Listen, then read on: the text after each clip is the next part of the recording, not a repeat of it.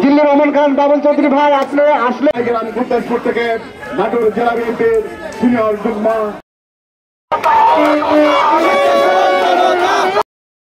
BNP Natore জেলা শাখা এবং সকল অঙ্গ